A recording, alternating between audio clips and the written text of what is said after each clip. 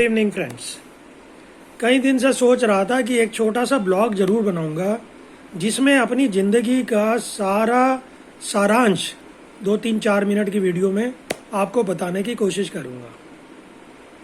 अगर बचपन की बात करें तो जब मैं बहुत ही छोटा था मेरे माता पिता ने मेरे को नर्सरी स्कूल में डाला।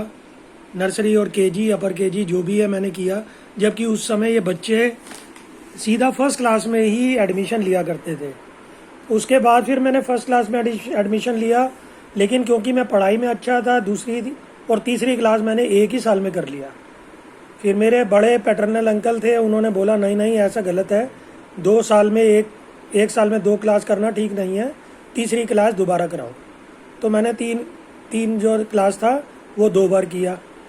उसके बाद चलता रहा, अच्छे नंबरों से पास होते रहे। फिर मैं सीनियर स्कूल में गया जो कि 6 से शुरू होता था, जिसका स्कूल का नाम Ramjas higher secondary school number 4 था, जो कि पहाड़गंज चित्रगुप्ता रोड पर पुलिस थाने के बिल्कुल बैक साइड में है। उस समय के टॉप स्कूल्स में उसका नाम आता था, जो कि अच्छे स्कूल थे। 6ठी से लेके 10वीं तक मैंने वहाँ पर किया। अच्छा पढ़ाई में मैं अच्छा था, तो बहुत ज़्यादा पढ़ाई में नहीं करता था, लेकिन पास अच्छे नंबरों से मैं हो जाता था। उस समय स्कूल के अंदर ही कुछ साथियों की वजह से एक बुरी लत ये लग गई कि हर शनिवार को आसपास के थिएटर्स में फिल्म देखने जाना जरूरी था।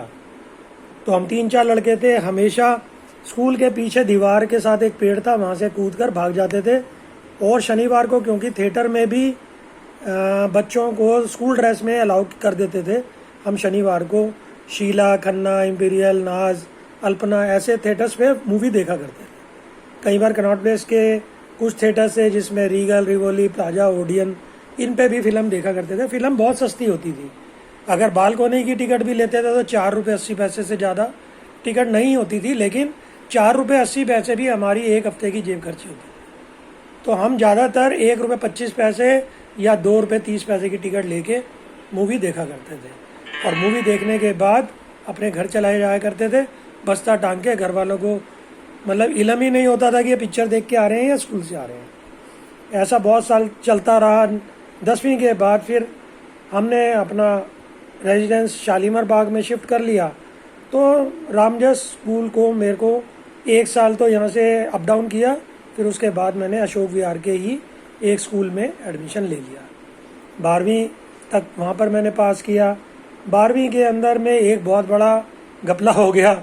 एनसीईआरटी में क्या किया, मेरे को और मेरे एक पीछे लड़का बैठता था, विजय चावला उसका नाम था, हम दोनों एक ही टीचर से ट्यूशन भी पढ़ते थे।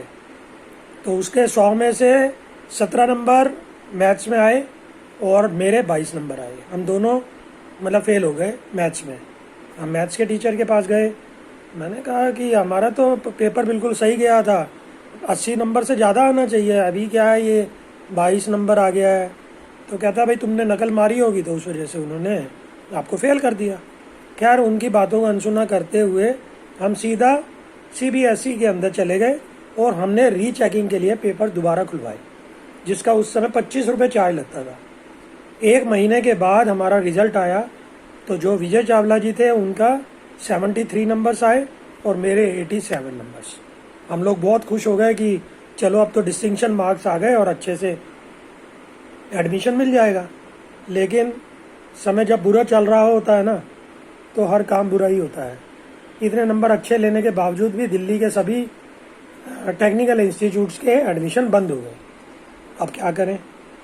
तो खैर किसी ने कहा कि आप ऐसा करो, हरियाणा के अंदर में 4 पॉलीटेक्निक हैं, जिसमें झज्जर, नीलोखेड़ी, अम्बाला और सिरसा में 4 कॉलेज हैं। सेंट्रलाइज इंटरव्यू होता है, आप अम्बाला चले जाओ।